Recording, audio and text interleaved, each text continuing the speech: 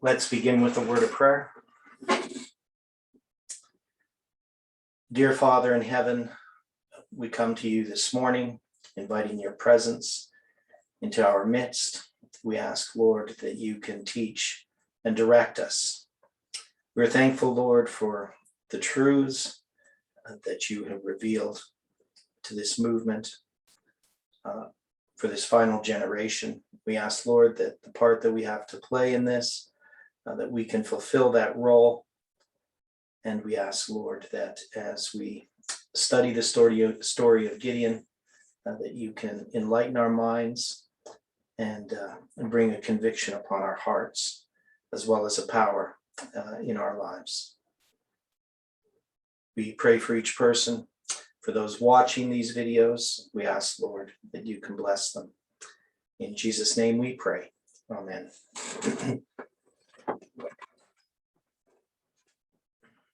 Good morning, everyone. Hope everyone had a good day yesterday. And I don't know how many people have been thinking about Gideon. I've been thinking about it quite a bit and doing some background reading what Ellen White says about it. And there isn't a lot. One of the points that we were talking about, a couple of things I guess I need to clear up. So one is, I spent some time looking at the geography of Israel and the division of the tribes. And so the tribe that was in the south that ended up being absorbed by Judah was Simeon. And I think I'd mentioned that it might have been Manasseh, but I was completely wrong there. Manasseh and Ephraim are sort of what I would call the center of Israel. And Ephraim, of course, is where Samaria is. And the area of Manasseh is both east and west of the Jordan. So it's sort of this band that goes through. Different maps show territories slightly differently.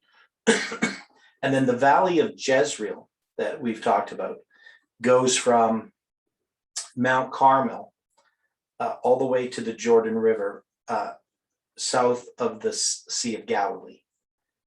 So it's where that valley goes. You know, and we think about Israel. It's not a very large place. It's about roughly in the north part, about 60 kilometers, 35 miles or something like that across. Depends obviously where. And when we look at some of this, when he calls the different tribes, Asher, Naphtali, and I can't think of the other one. They're actually north of Manasseh, of that territory, and then the city of Ophrah.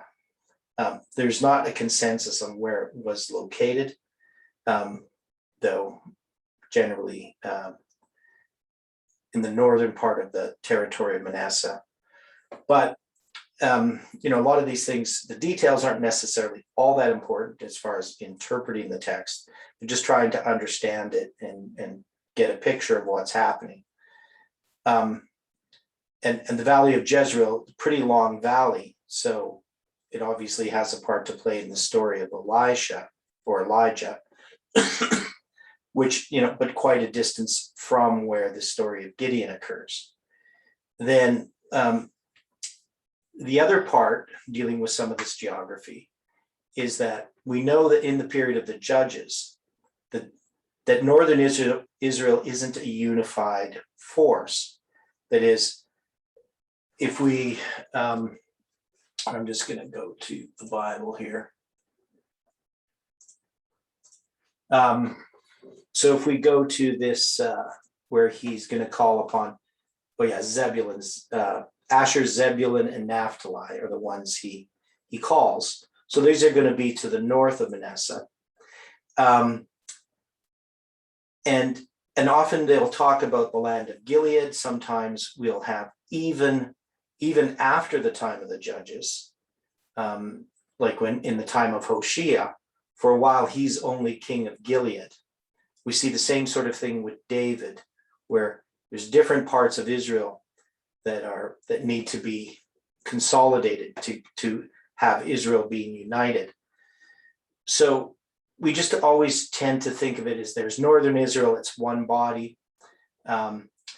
So when it came to counting the period of the judges, often people would just add all these different periods up when actually they're talking about different sections of northern Israel. And it's a pretty hard book to sort out the chronology of. So we know that some of the periods definitely are overlapping. So those are just some loose ends that I try to pull together. And then the other part was dealing with the doubt which gets it right into our study here, the doubt that Gideon has, why he does this sign of the fleece. And Ellen White says that he wants to be sure. So, my point was God had already directed him. He should have had confidence. But it wasn't so much his lack of confidence in God, it was his lack of confidence in himself. Mm-hmm. And this to me relates to what these symbols are if we're going to apply them to our time. So to me, it's quite significant, these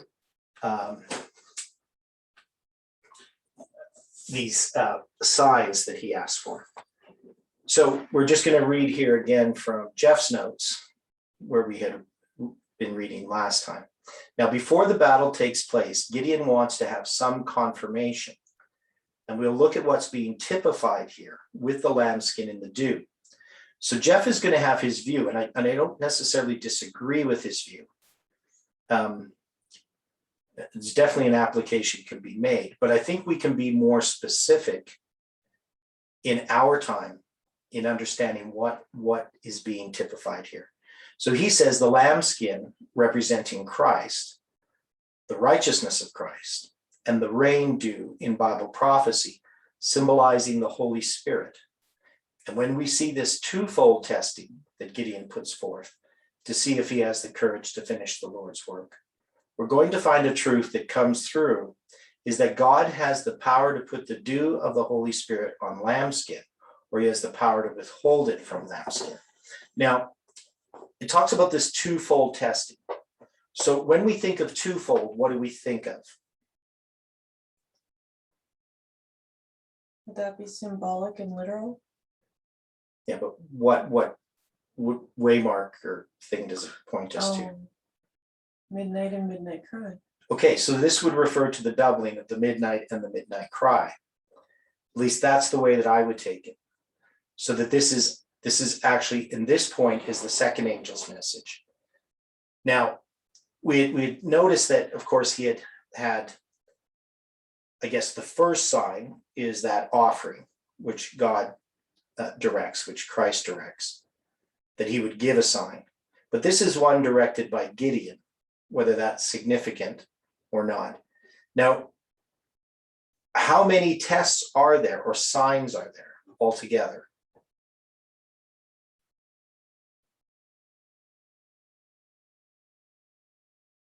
Well, there's three. There's one where the offering was burned up prior to the fleece. Okay, so there's three. Now I'm saying that this doubling that happens here, though, instead of being the second and the third, appears to be something under the second angel's message. At least that's the way that I'm taking it, in the fact that it's basically the same test, but it has this doubling aspect of it. So then Jeff says, or saying in a more direct fashion, we see here illustrated professed Christians in this scenario, and they are symbolized by the lambskin. They are professing to wear the garment of Christianity. But there's a distinction made between half of them and the other half. And it's the one half of them are going to become totally drenched with water, And the next evening, the other half are going to be totally dry of water, while the water is falling all around them. Now, in this application here, and it's based on what he says earlier, but if this is a twofold test, are these two different tests, or are they the same test, but just demonstrating two different classes?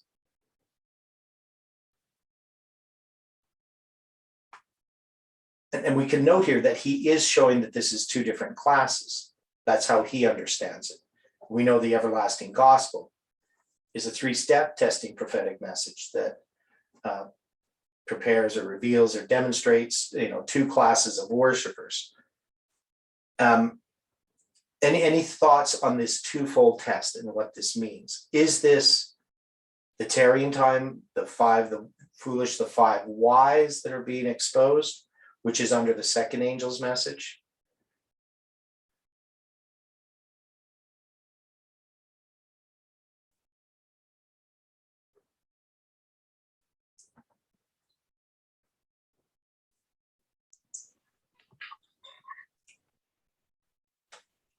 That's kind of a broad question in that situation, but the situation, the overall, is it possible that these two tests are different sides of the same coin? Yes, which is kind of where I'm going with this.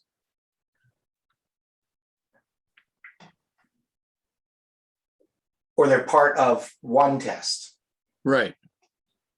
So I'll just tell you plainly what I think. If I was going to apply this to our time, I would look at this as being Raphi and Panim. So if I said that, what would that mean to you? Why would I say it's Raphi and Panim?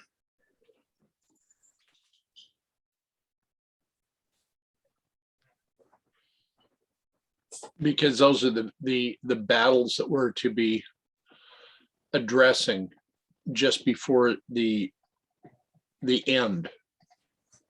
Okay. And were we asking of God a sign? We thought we had seen a sign where it came to Raphi and Pinium and what we were going to have to observe going on within the world. Right. So we were looking for a sign, and Raphi and Pinium were to be those signs. That is, we understood that God was leading us. And if we're going to take something from the first test, basically the call of Gideon, would not that be this movement being called? Yes. Okay. And the messages that are given it are this threefold message, the first, second, and third angel's message, which is represented by the offering.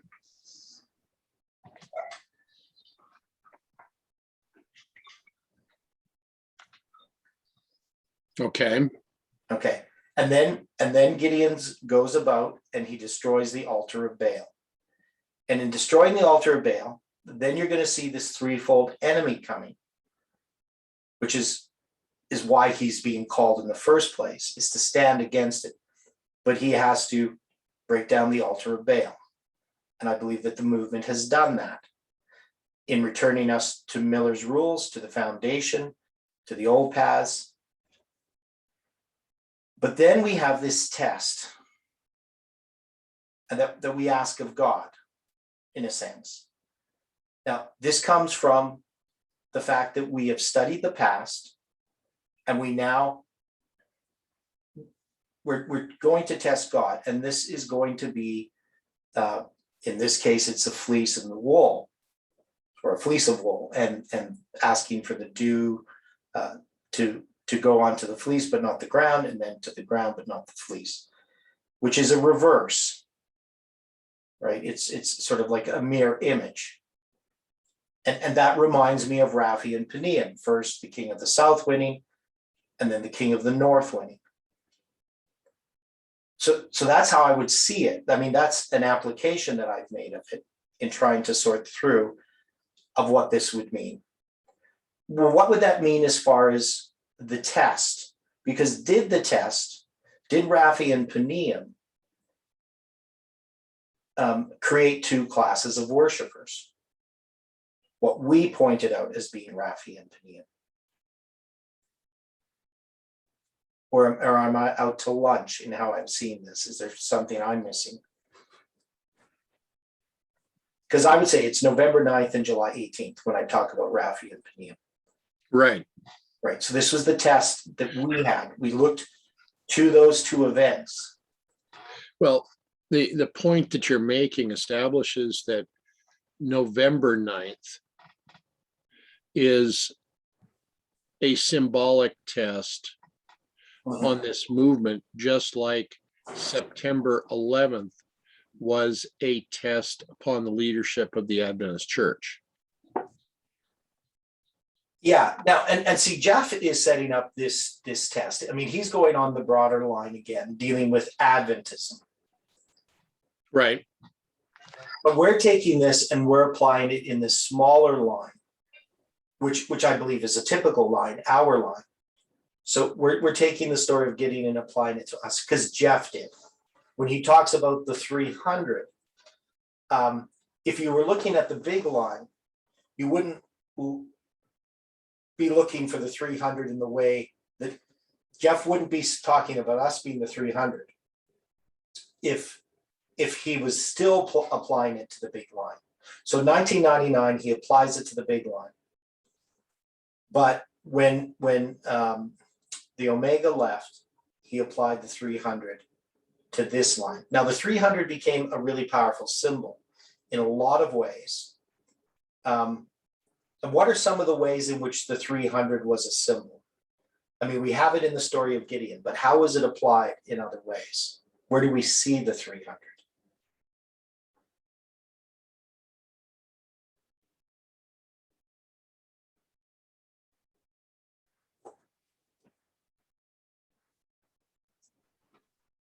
It's also seen in the 300 of the history of the Millerites. The 300 preachers with the charts. Okay, so we connected with the charts. There's 300 1843 charts made. There's also 300 1850 charts made. So it occurs in Millerite history and early Adventist history. So thanks for that. That was a good observation. How else do we apply the 300?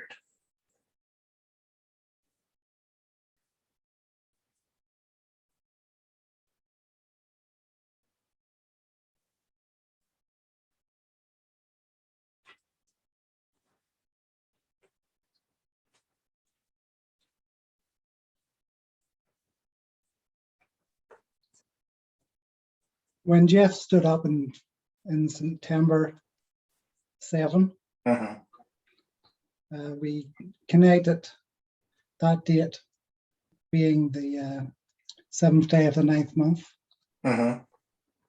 Or you could say the 9th month, 7th day, to being like a symbol for 9/7. Yeah. And then the story of Gideon, you had 10,000. And they're going to be reduced to 300. That's going to leave 970. Yeah. Over. So connected. Therefore, that date, the 7th of September, to being like a symbol of this 9,700 leaving, and you're just leaving the 300. Right. Yeah. So Jeff, had a symbolic representation that he could take from the date September 7th and apply this idea of the 300 being left. Now, Theodore? yeah.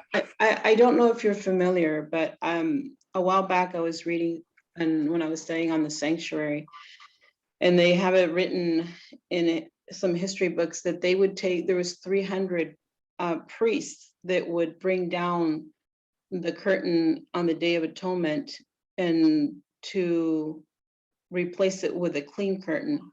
I don't know if you're familiar with that or not. I'm not familiar with that, no. I know that they replaced the curtain, but I didn't know there's 300 priests involved. What would that mean symbolically? If we're going to make an application of it.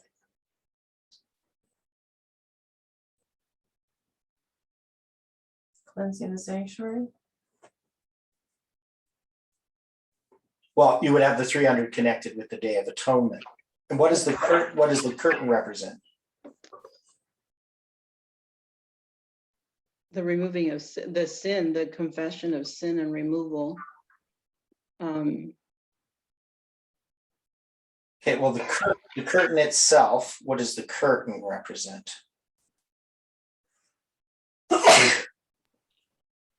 Separation between the holiness of God and that of man. Right.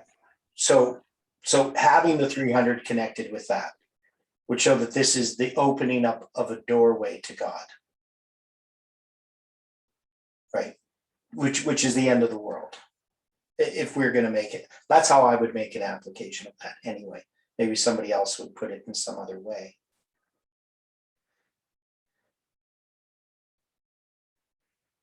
Now, we also have a famous 300. That's the Battle of Thermopylae. So that's how it goes. Thermopylae. Thermopylae, yes. Yeah. Which is, the 300 Spartans. And that becomes a symbol as well. And why is that a symbol? Why is the 300 Spartans a symbol? What is the significance of that battle?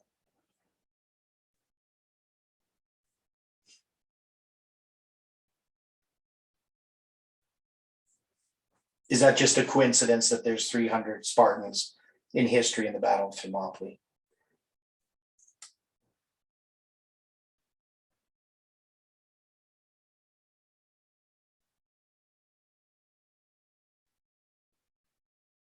Because what is that battle about? It's Medo-Persia conquering Greece, or attempting to. Okay, and what's Greece? Well, we see Greece as a symbol of United Nations. Yeah, so of the globalists at the end of the time, at the end of the world, right? Which would be also the 10 kings.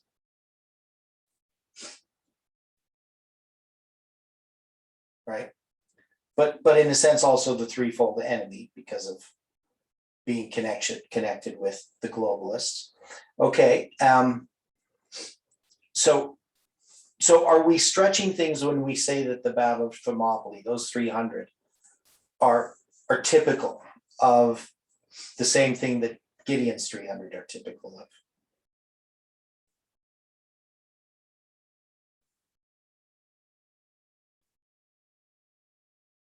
Because what's Persia a symbol of?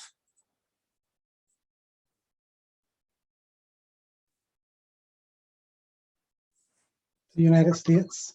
Yes, the United States, right? The two-horned power.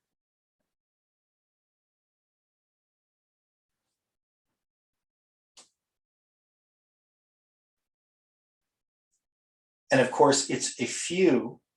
Now, I mean, the Spartans all end up getting killed, but that really does change the whole war. What happens in that battle? So some people might think, it just happens to be a coincidence that we have this battle with 300, and then putting it with Gideon is just us looking for patterns or something, or looking for similarities. But I've always taken it that way, even before this message, that there was a significance in the 300. And of course, it's one of the few things of history I could ever remember back in the old days, before I started studying this message. Now, so let's read this next paragraph. He says, brothers and sisters, in the parable of the 10 virgins, all the virgins are professed Seventh-day Adventists, but 5 virgins are destined to receive the outpouring of the latter rain, and the other half are destined not to receive it, even though it's falling all around them.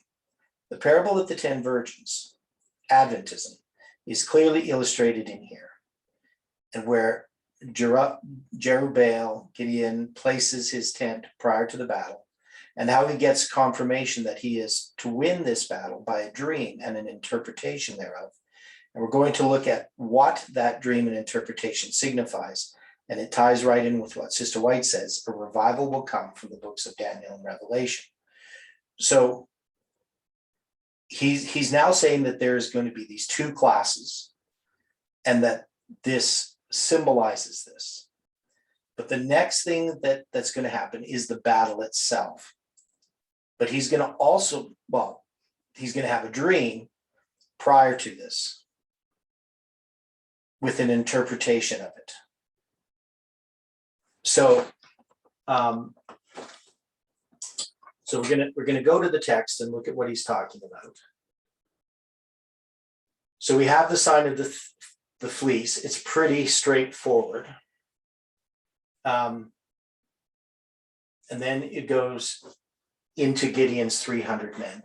Then Jerubbaal, who is Gideon, and all the people that were with him rose up early and pitched beside the well of Harod, so that the host of the Midianites were on the north side of them, by the hill of Morah in the valley.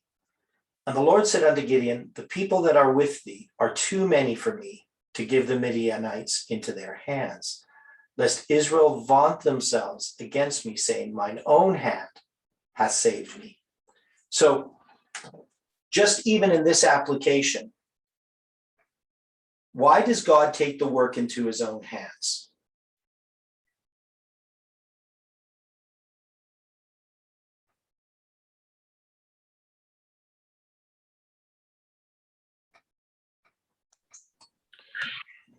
Because it must be shown to the world that this is not of man.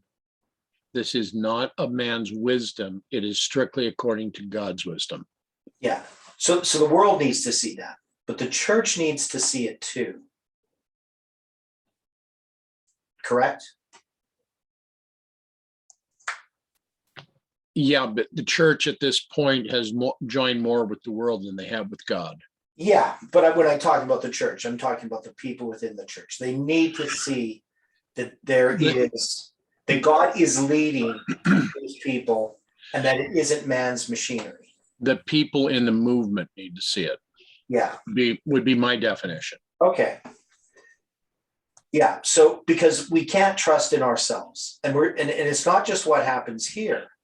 I mean, in this event that's being talked about, the Sunday law, because we still have time after that. We still have a message to be given to the world, and we still have to go through a close of probation in the time of Jacob's trouble. All these experiences have to occur, and God is preparing us for that, just as he prepared the Israelites here to see that God was leading them.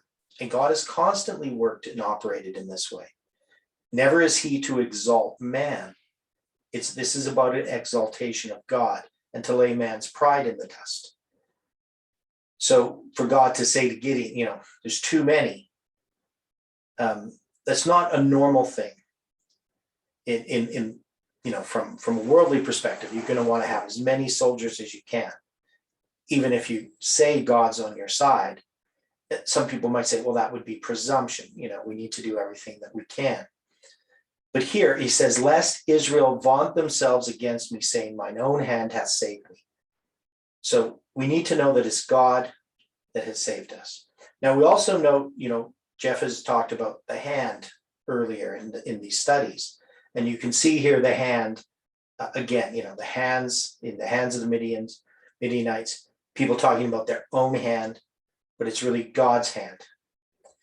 Now, therefore, go to, proclaim in the ears of the people, saying, whosoever is fearful and afraid, let him return and depart early from Mount Gilead. And there return of the people 22,000, and there remained 10,000. So you have 22,000 people and 10,000. So there used to be 32,000, right? Now you're going to have just 10,000 left. And that's whosoever is fearful and afraid.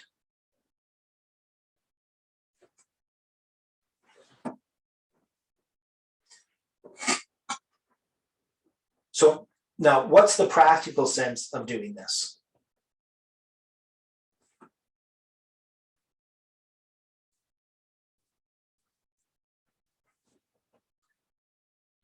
In our exercise or in Jeff's? Well, I mean, just saying in the idea of Gideon and God saying, because God tells Gideon to proclaim in the ears of the people, whoever's scared, go home.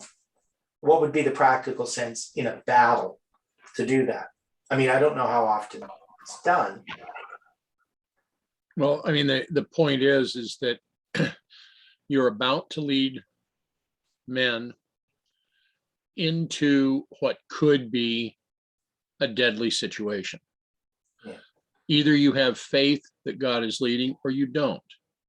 If you're basically, this is a revelation of the personal character and of their faith. Yeah.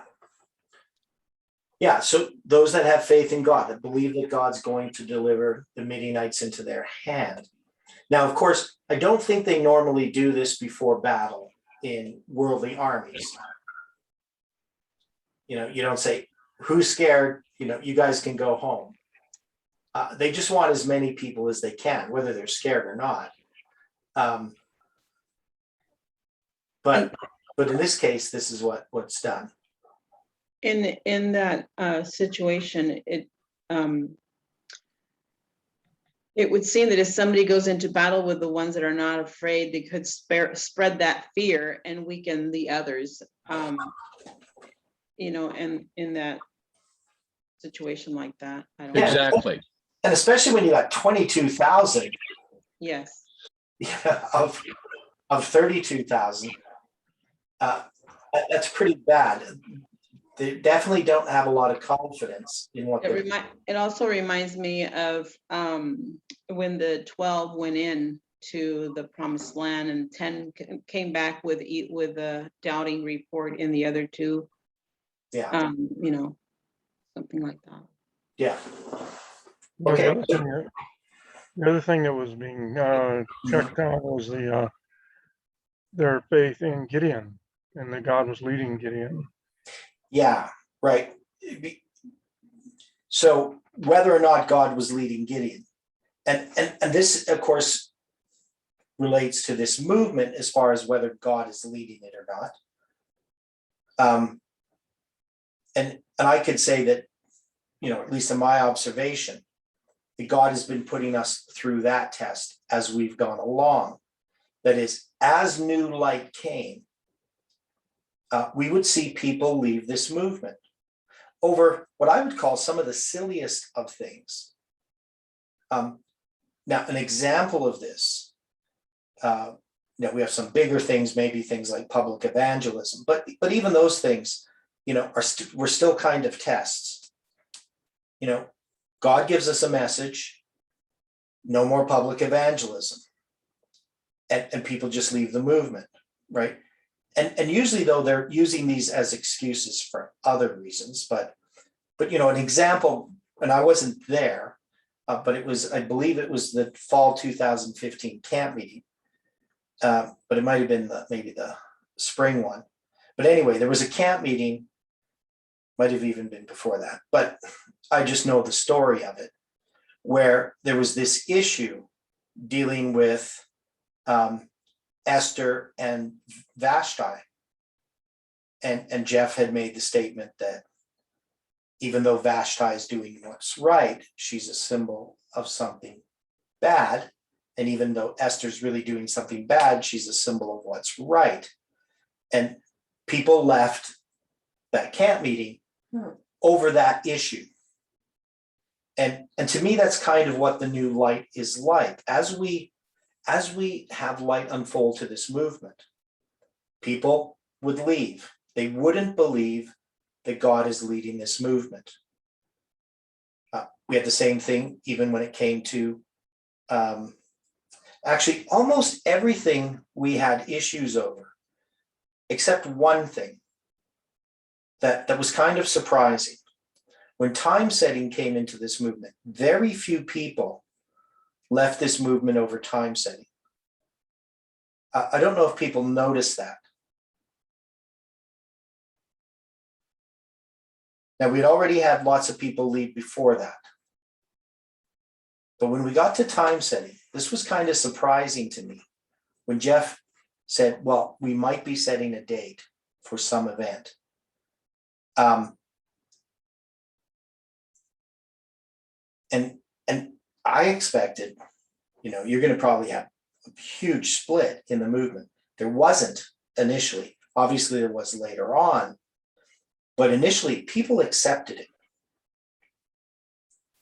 which I still find very surprising. I didn't expect it. Now, of course, I believe that Jeff had really qualified it quite well, but there were many people just accepting full-blown time setting, even connected with the second coming and everything, saying that we were going to be setting times for all these things, which wasn't what this movement was teaching. But there just didn't seem to be a resistance. But anyway, as we've had light unfold to this movement, people have left. But now we have 10,000. Now, as Stephen pointed out, Jeff is going to apply that to the omega in this next split. So we've had these splits going along, and now we come to this test, which is going to be September 7th in that period. And this is going to be where we get the 300. And so in Judges chapter 7, verse 4, it says, and the Lord said unto Gideon, here I need to switch my sharing screen here. The Lord said unto Gideon, the people are yet too many. Bring them down unto the water, and I will try them for thee there. And it shall be that of whom I say unto thee, this shall go with thee, the same shall go with thee. And whomsoever I say unto thee, this shall not go with thee, the same shall not go. So he brought down the people unto the water, and the Lord said unto Gideon, every one that lappeth of the water with his tongue, as a dog lappeth, him shall thou set by himself. Likewise, every one that boweth down upon his knees to drink. And the number of them that lapped, putting their hand to their mouth, were 300 men. But all the rest of the people bowed down upon their knees to drink water. So when we look at the fleece and the dew, and I make an application that's a symbol of these tests, could we argue that this is now another practical application of the same two tests? The one asking who's fearful and afraid, and the other dealing with those that lap the water or those that bow down upon the knees to drink. And it's just a question, it's just an idea.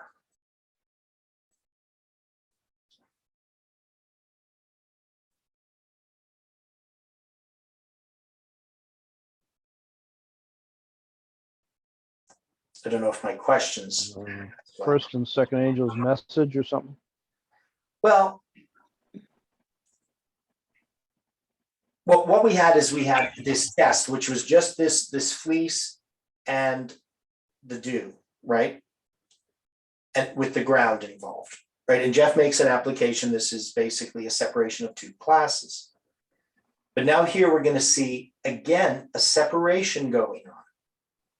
Now Jeff's the one who made the application of it being a separation, dealing with the fleece and the dew. But here we actually do see a separation. That is, we see something that's it's definitely a practical application. It really happens, right? It's not just it's symbolic to us, but it really does happen. There's a literal separation. And it's based upon two different ones. That is, it's divided into two. The first having to act says, who's ever afraid? Somebody's mic is making lots of noise.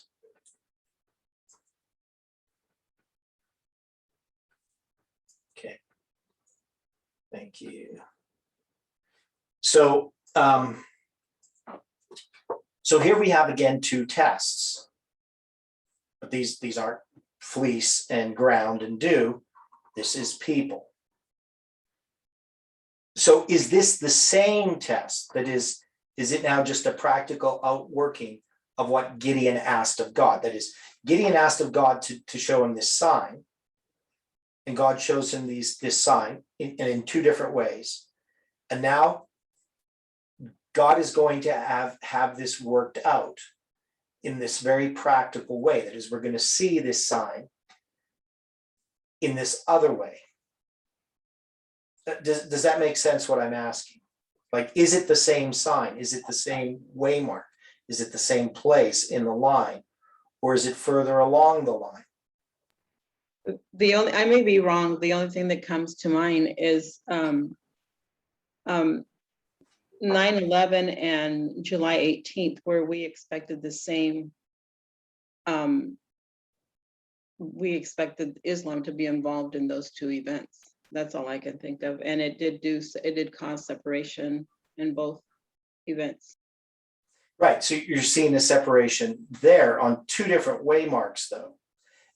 And so that's the problem that I see here, is that, we make an application about, because Jeff makes the application, the parable of the 10 virgins, he applies the 5 wise and the 5 foolish to the fleece and the dew. So the two different tests expressing the separation of two different classes. But then if that's true, where would you place this story where you get down to the 300? Because if the first one is about the separation of those two classes, what is this about? I mean, that's the question I'm asking. Is this something else that's going on? Because we know it is a refining process here, but is what he asks of God, is that a symbol of that refining process? Jeff seems to make that application that it's the separation of the two classes. He doesn't use that language, but of the parable of the 10 virgins, that's what that is. And now here we have this story in where we actually get a separation. And it's two different separations. It's a refining process from 32,000 down to 300. Okay, so the question that I would have to ask them is November 9th, the recognition of the 32,000, and July 18th, the recognition of the 300. Yeah, so that would be the way that I would say that we would apply it. Now we could take that then, because if I say the first one was Raphi and Peniel, I mean, this is still the same thing. So and that's what I'm asking, is this the same thing as the end of Judges 6 with the fleece and the dew? Is this just now another illustration? Well, in this type of situation, if we think back for a little bit, we had quite a number of people that were part of this movement prior to November 9th. Yeah.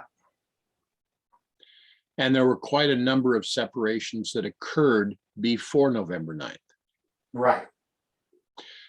Now we're coming to this after November 9th.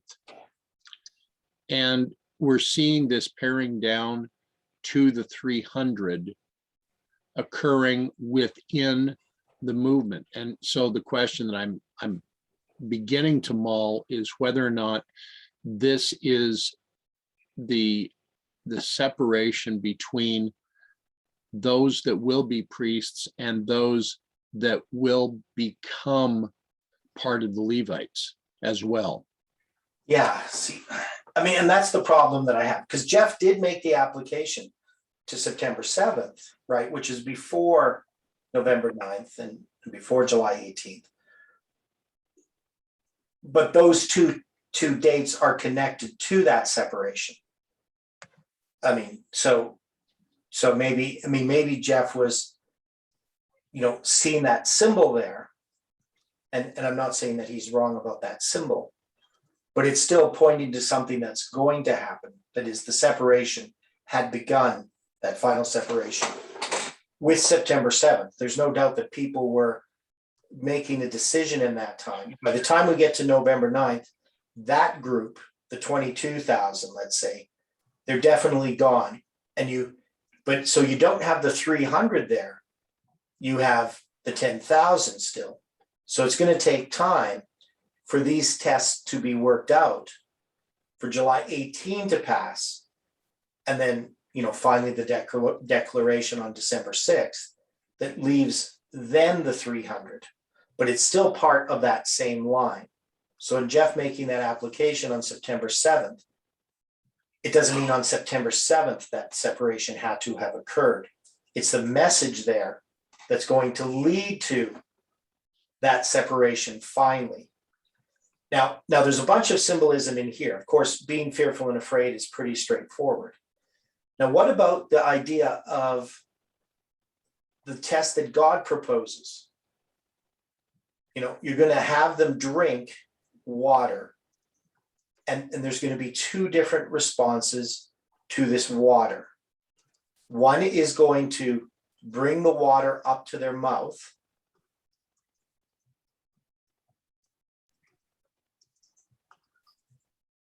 And the other one's going to bow down upon their knees to drink this water.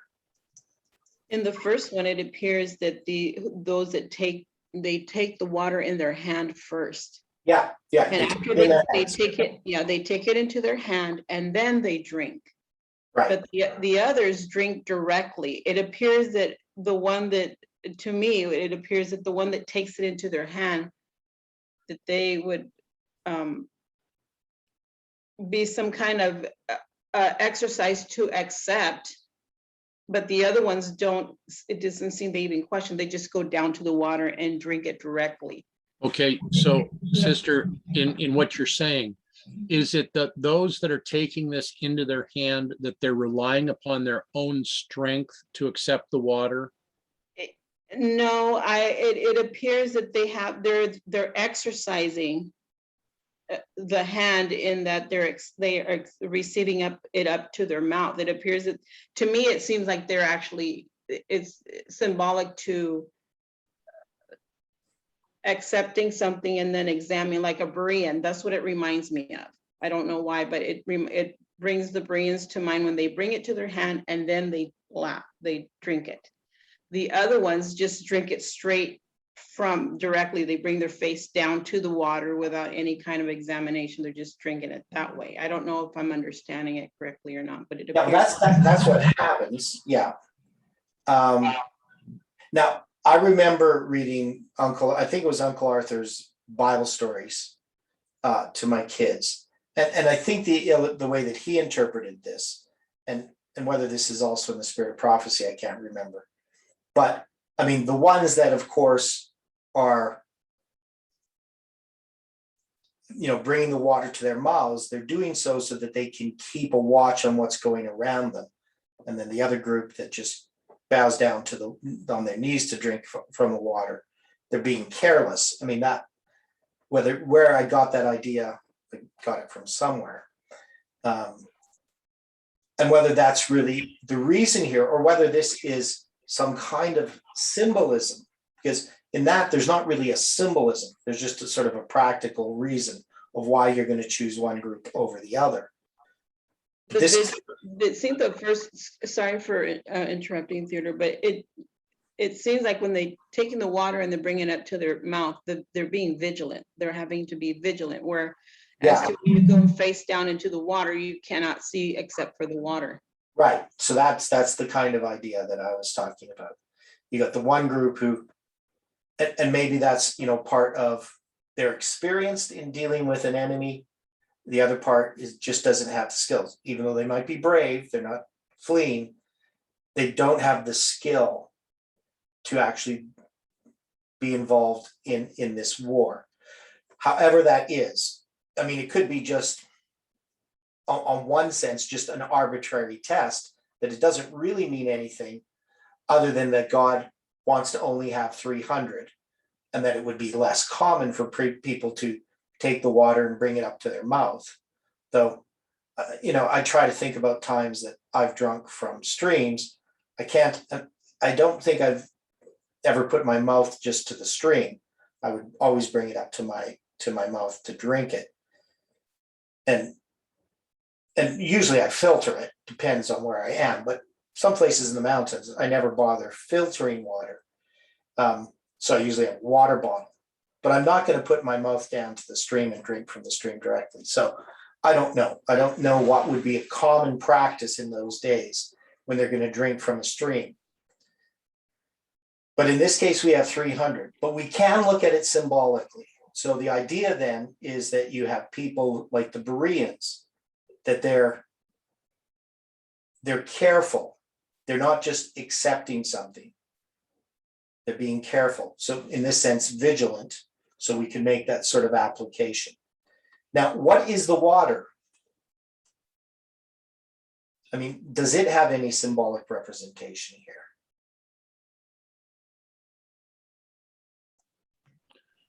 What about living water? Yeah, well, we could say the water of the gospel, a message, right? Right? Water can represent a message. This also reminds me of Zechariah 4:6. This is the word of the Lord unto Zerubbabel, saying, not by might nor by power, but by my spirit, saith the Lord. And power and might are human. It appears that are human elements, and except for the spirit is, of course, the spirit of God. Yeah, so I mean, there's a symbolic representation of water. God is wanting to do this by his power. But if we take the water as a message, so if somebody just goes down to drink from, if we were going to try to compare this to this movement, we have people that just go down to the water and bow down, their knees upon their knees to drink of the water. What would that symbolically represent compared to those that bring the water up to their mouth?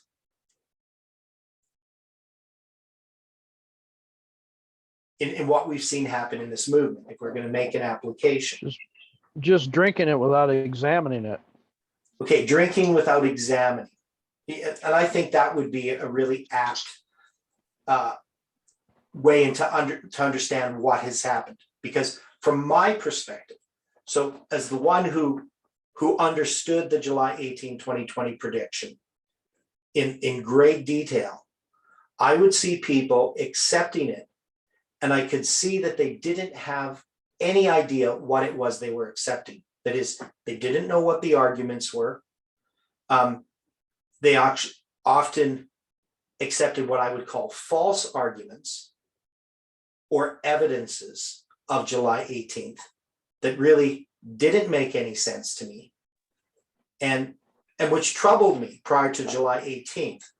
So, prior to July 18th, I mean, I was at the School of the Prophets on November 9th and did 2 presentations on the number 273. But I was never asked to present in any Sabbath schools or any of the meetings that went online, anything about July 18th from that point onwards. And it bothered me, not because I cared about myself, but because I saw so many presentations that were full of error. And an error in the sense of they were bad arguments, they were faulty arguments about July 18th. Now, I would often write Jeff and try to get some of these things corrected, but some of the things I couldn't really correct because I don't have the authority to correct those things. And I wasn't really going to write everybody and tell them that they were wrong in what they were doing. I just hope that, somehow, maybe those things that they saw as being true, somehow God would use that. But many of the people who had accepted July 18th later just rejected it. And part of it is that they didn't even understand what they had first accepted. So it was very easy for them to reject it. And so to me, this would be an apt representation in that context, is that if you're going to accept something, you have to examine it. You have to know that it's true, not because somebody else said it, not because other people around you or your friends believe it, but because you know it. that you know that it's true, you've tested it in some way. Doesn't mean you have to ever understand every single point about it. I didn't expect that people were going to understand every single point about July 18th. But many people really didn't even examine it. And part of my concern was that they weren't even really being presented the real reasons. Now, of course, they could read my papers. And so I just trusted that people were doing that. And then prior to July 18th, I began the studies that we were doing on the different topics, starting in April, because, we had the shutdown with the pandemic. So we had lots of opportunities to go on Zoom and study. But the number of people who were actually watching those videos or studying were quite a few less than the number of the people in the movement. That is, I knew that not everyone in the movement was studying the material. And especially the ones that should have been studying it weren't studying it. That would be the leadership. So there we had a problem. And when they rejected July 18th in December 6, 2020, they did so without an appreciation of what it was they were rejecting. That is, they didn't understand what they had rejected. So I would think that this is a good illustration of this. Now, the question then, though, do we have the 300? Now, I don't know if we need to take this in a literal sense. That is, we don't need 300 people. But it represents a group of people who have passed these tests that are then going to be involved in this battle.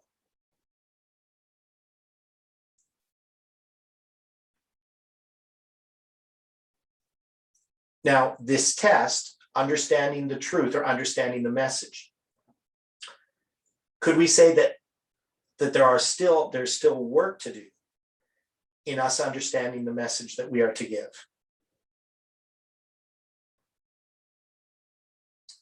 Do we know what that message is?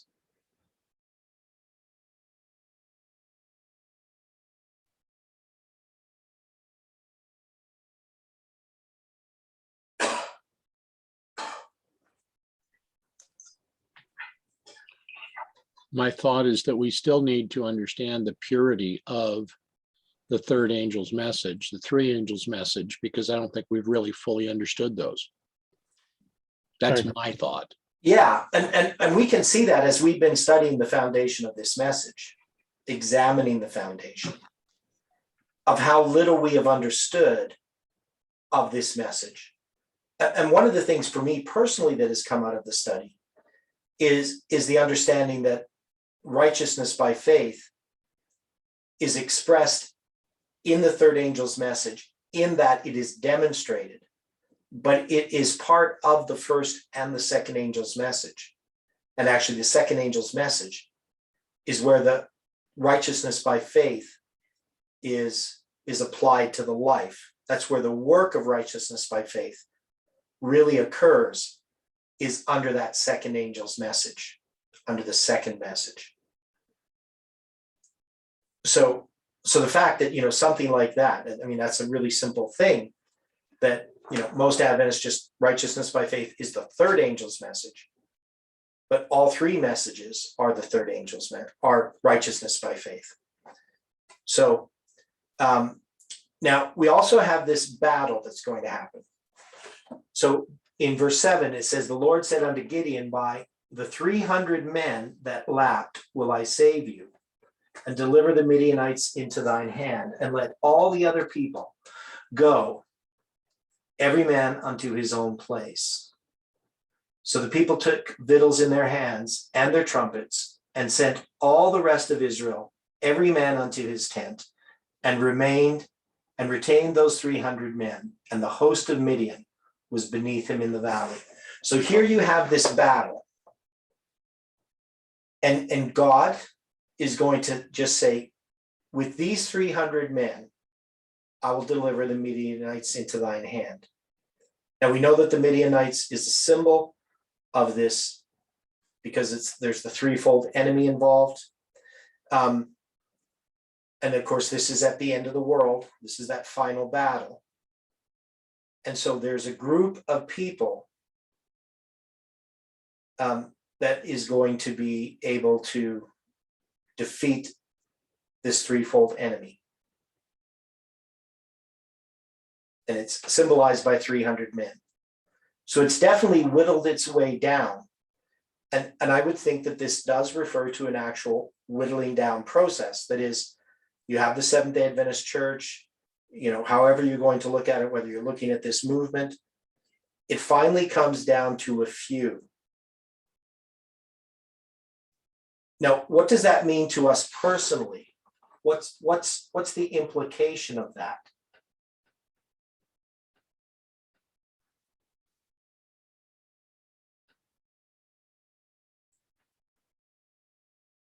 And just regarding the tongue and giving a message, Psalm 45 verse 1, Angela pointed us to, because they lap it with their tongue. So,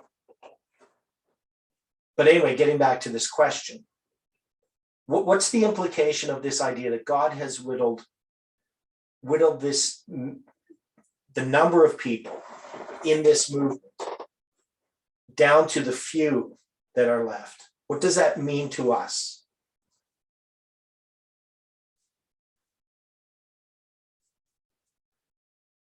It's kind of a tough question.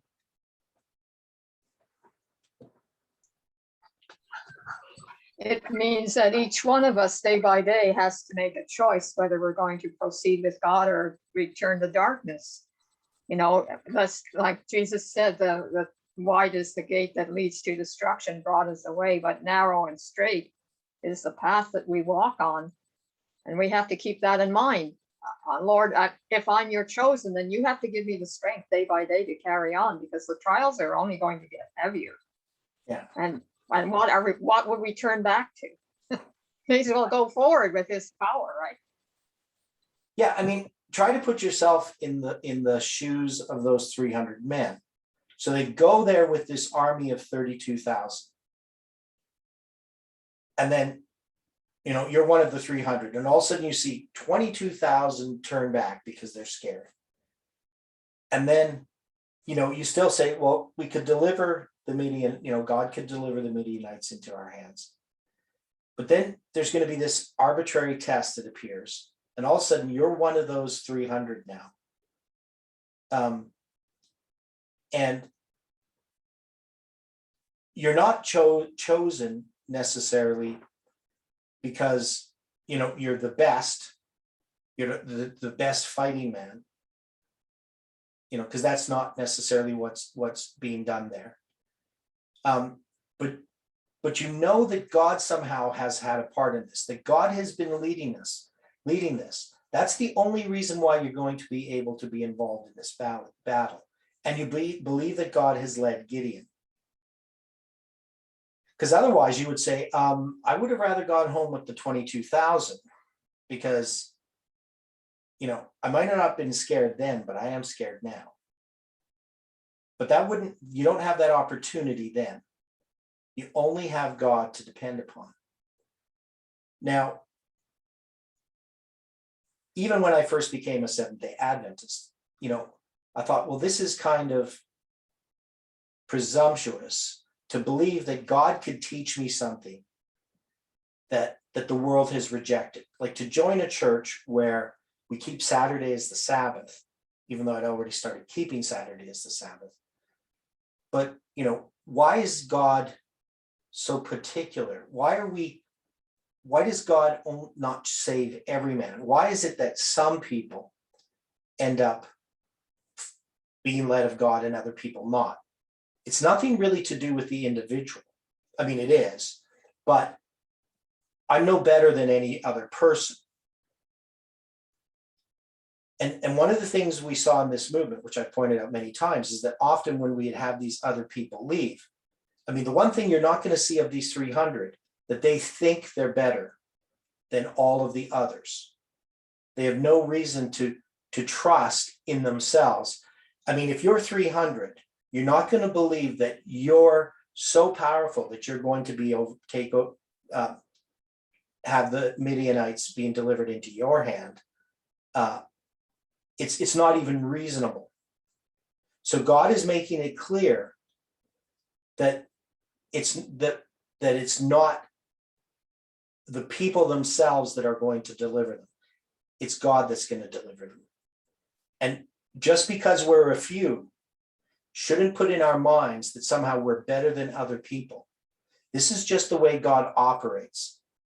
He chooses some, and usually not because they're the greatest or the best, usually because they're just the people that have no reason to trust in themselves, that have nothing to recommend themselves to God. And those are the ones he can use. And if God's going to use us, it's only because of him that anything's going to be accomplished. And that's why we can't have this whole idea that we were talking about the last couple of days, dealing with those that exalt themselves, those that think that they should be leaders. Well, the problem with that is, I mean, there's many problems, but one is we're nothing. None of us have anything to recommend ourselves to God.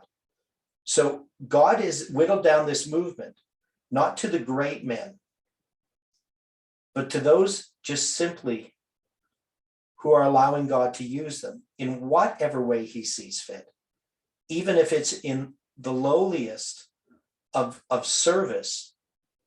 You have to be willing to do it. Now, one of the views that I had prior to July 18th, that I had presented, which was not well accepted by a lot of people, and this goes back, even when we still had the Omega in this movement, is that my belief was that God is going, that when we had the line of the priests and the Levites, is that the priests were not going to be leading after the Levites joined. That basically we were more going to pass off the ball, so to speak, to people who actually were more equipped to do the work than we were. That is, God was preparing people to do this work, people who are Adventists, and he didn't choose us because we were the greatest minds, or definitely there would be a lot of people better at doing chronology and math than me, that God could have used, even who were in this movement. So God didn't choose us because we were great minds. He didn't choose us because we had great leadership skills, or we had all kinds of resources at our fingertips that we could use, that we were powerful, that we had influence. Because I don't know how many of us have really any power or influence other than the influence of a Christ-like character. None of us are, that I know of, are considered great people in the world or even in the church. So God is using people who he can use, and the people who are great men he can't use often. Now, somebody like Paul he used, who I would say was a great man. He was definitely somebody who was acknowledged as being learned. So it doesn't mean God can't use great men in the world sense, but it's rare. But also, you can have people who aren't great men, but they are not going to be able to be used by God because they still believe and trust in themselves more than they ought to, even though they have no abilities. There are people who trust in themselves and think that they're great. So God just needs people who are going to trust in him. That's basically it. So he retains these 300 men, and the host of Midian was beneath him in the valley.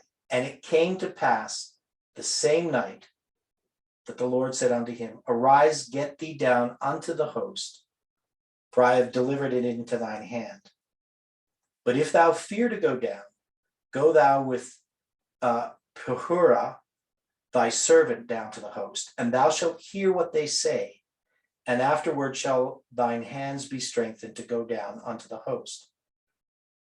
Then he went down with Purhura, his servant, unto the outside of the armed men that were in the host. So So what's God asking Gideon to do here?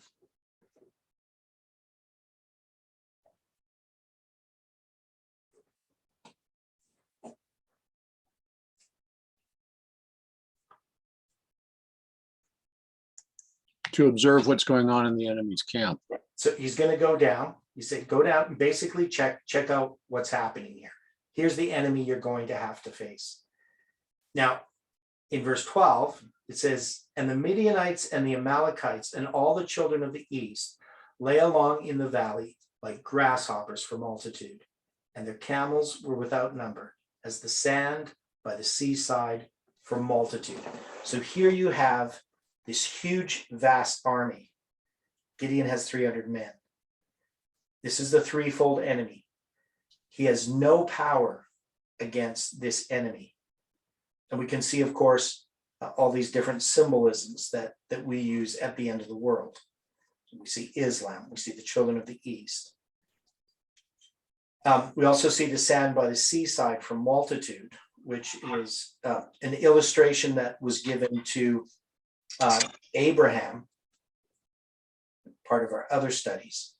And so it appears, in another way that you could take this is that it appears that this is God's chosen people and you are insignificant. And this reminds me of the time of Jacob's trouble, when the 144,000, it appears to them as if they are the outcasts of the earth, as if God has forsaken them. That's why they say, my God, why hast thou forsaken me? That's why that cry goes from their lips.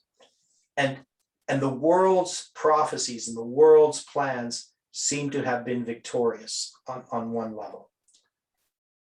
So from sight, from this perspective, Gideon really has no hope. And it says, and when Gideon was come, behold, there was a man that told a dream unto his fellow and said, behold, I dreamed a dream, and lo, a cake of barley bread tumbled into the host of Midian, and came unto a tent, and smote it that it fell, and overturned it, that the tent lay along. And his fellow answered and said, this is nothing else save the sword of Gideon, the son of Joash, a man of Israel. For unto his hand hath God delivered Midian and all the host. So this is a pretty bizarre experience to have. He sees this enemy. Now, what does the enemy, what is these two people, these two men, what is it that's happening here?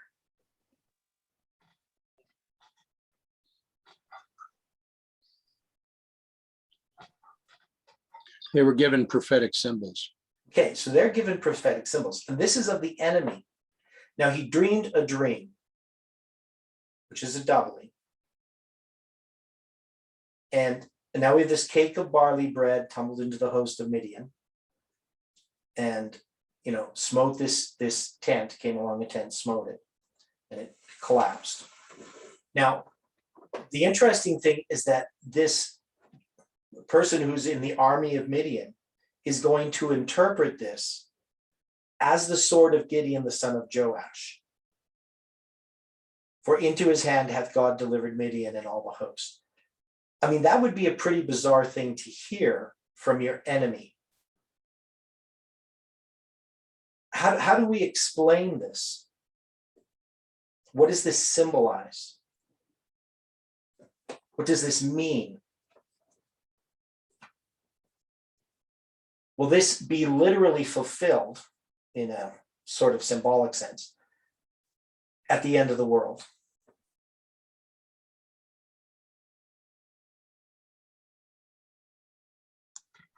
Why would it not? Okay, so explain how, what we mean by that. Well,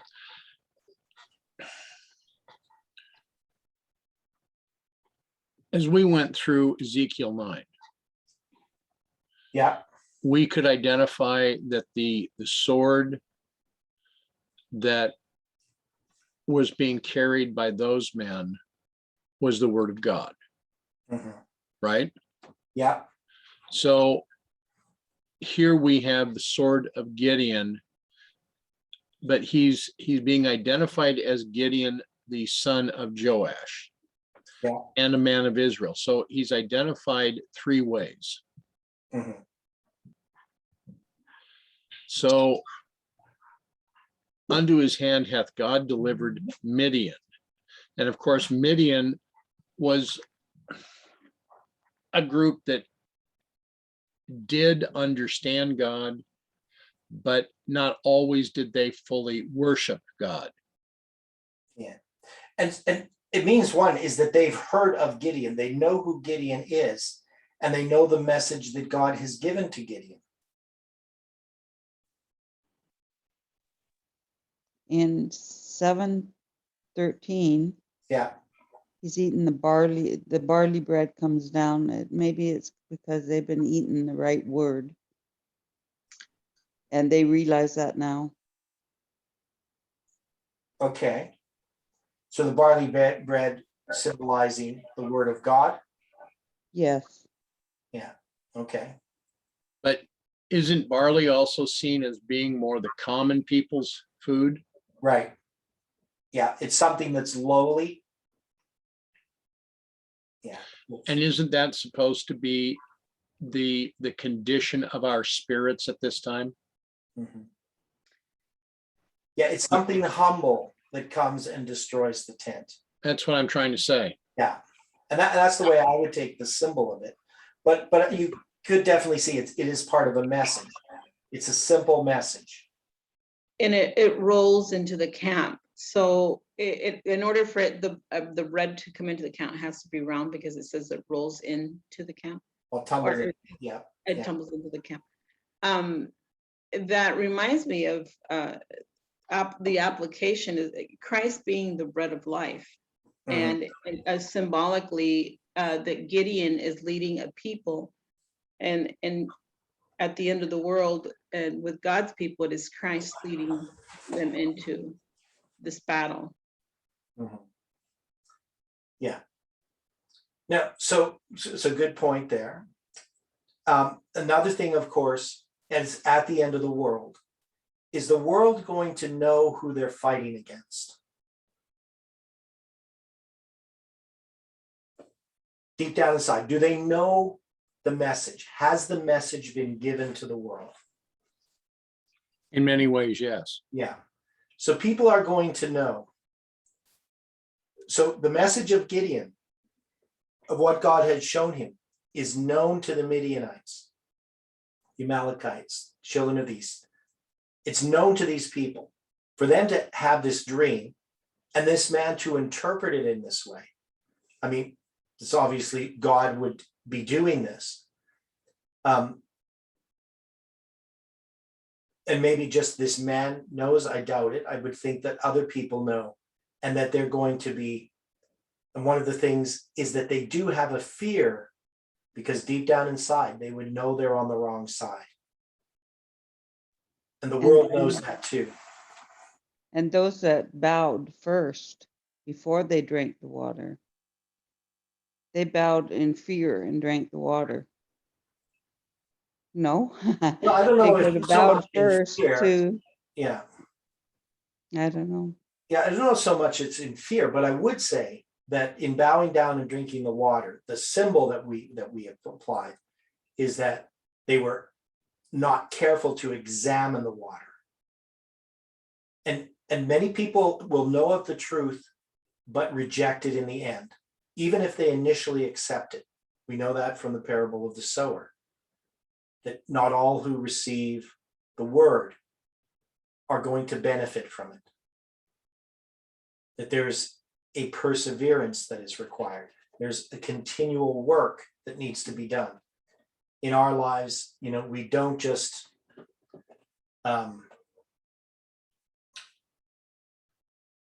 become a Christian and then that's it. It's a battle and a march, the Christian life. So it says, and so when Gideon heard the telling of the dream and the interpretation thereof, that he worshipped and returned unto the host of Israel and said, arise, for the Lord hath delivered into our hand the host of Midian. And he divided the 300 men into 3 companies. So I guess that would be 100 each. And he put a trumpet in every man's hand with empty pitchers and lamps within the pitchers. So what they're going to have is they're going to have trumpets, pitchers, and lamps. A pretty strange way to fight a war.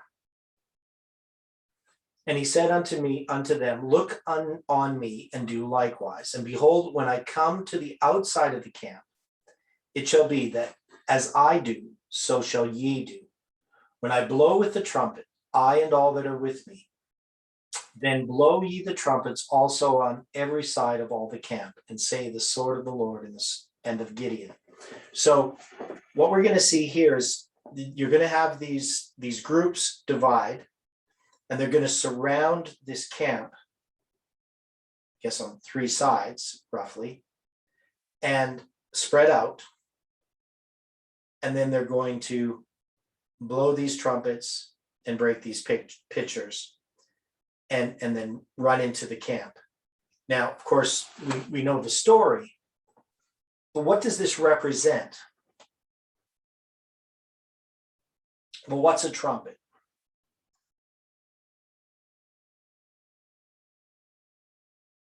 It's a proclamation. It's an instrument of proclamation or warning. Yeah. Now, so the question is, where do we apply this? I mean, is this the loud cry message? There's the scriptures speaking of to lift up the voice as a trumpet. Yeah. Okay, what about empty pitchers? I The- believe the- it's, Okay, I have 2 people at the same time, so. I believe it's of ourselves. And Okay, we're filling ourselves. ourselves with the light of God. Okay, and lamps within the pitchers, right? So we're empty vessels, but we're filled with light. Right, so emptied of self so that we can be filled with light. And then we have to be broken, right, in order for that light to shine out. That's right. Okay.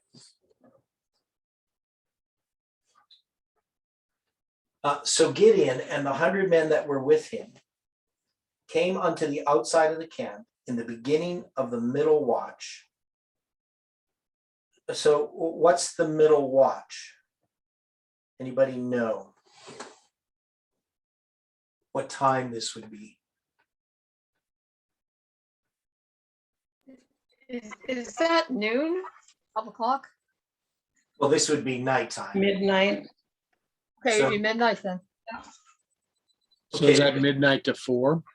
Well, this is the question. So the old Jewish division of the night was 3 watches of 4 hours each. This is the commentary.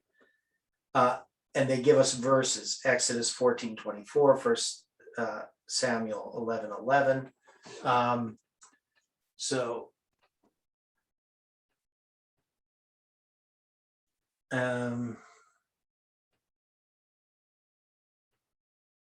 don't know how we know how many watches there are.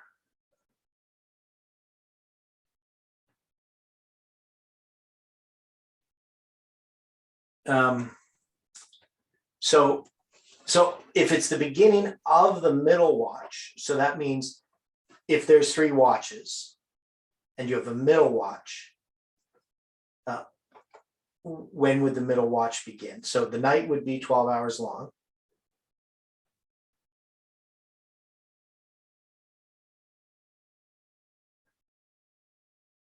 So if the sun set at 6 o'clock and you had the beginning of the middle watch, wouldn't that be 10 o'clock?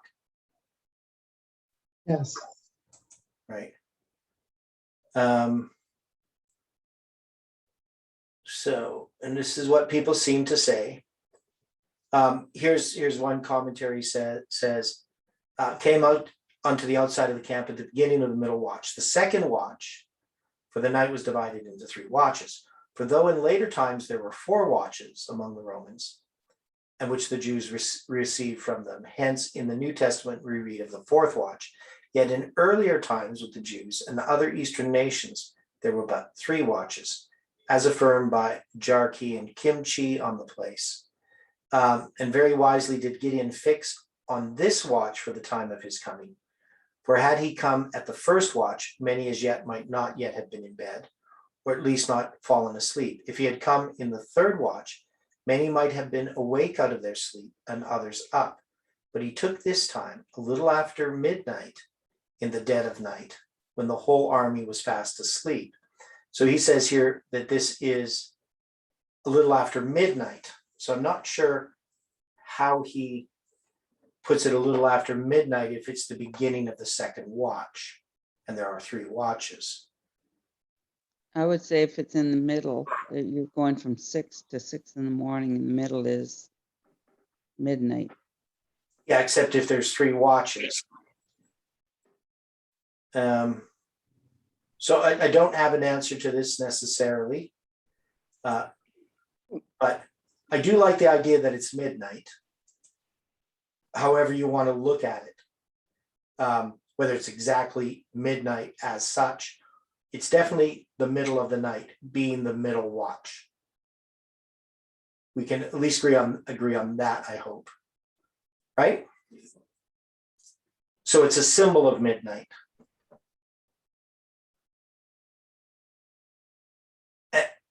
And now it says, and they had but newly set the watch. Now, what does that mean, to set the watch?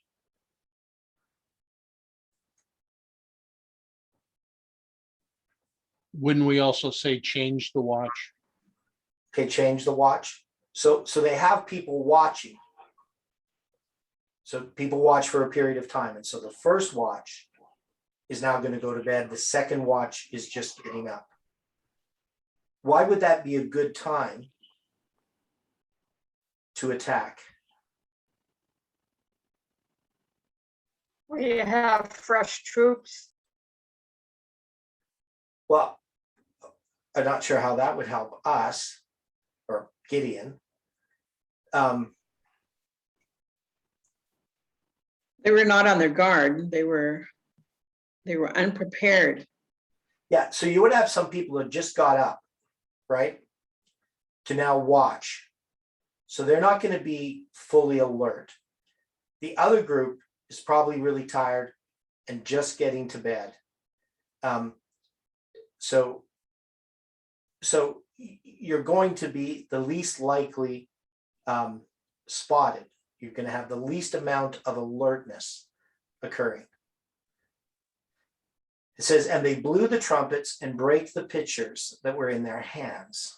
And the 3 companies blew their trumpets and brake the pitchers and held the lamps in their left hands and the trumpets in their right hands to blow withal. And they cried, the sword of the Lord and of Gideon.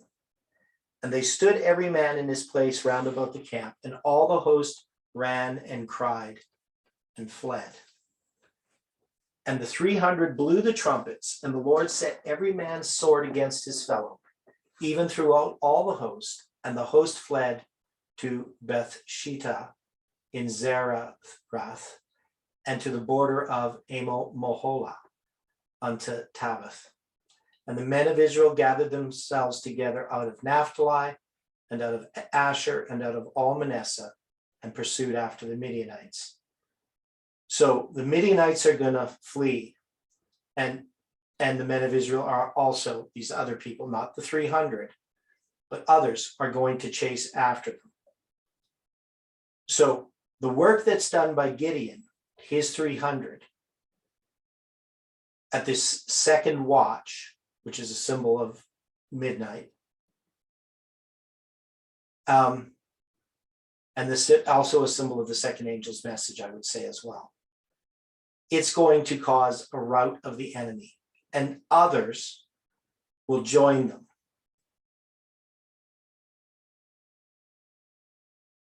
So this is definitely a way, there's ways that we can look at this that we understand already about this message. Any final thoughts before we close with prayer? Would this be the 22,000 coming back? We were fearful.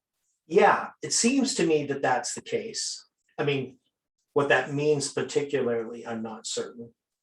And definitely of the 10,000, they would have been involved. So now when they go back to their tents, it doesn't mean that they've, and that's the thing, is the 22,000 go back to their homes. The 10,000 go back to their tents.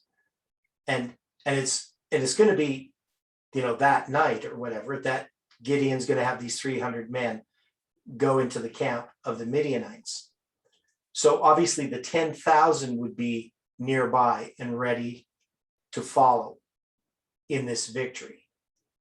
So that could be the case. When they say tents, is it the body?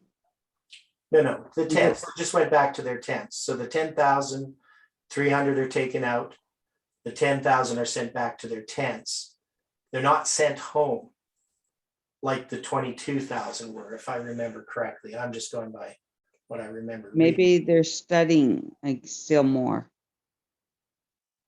They're examining their tents. Well, I don't know if that's what it means. I'm just saying from a practical sense, they're close by, right?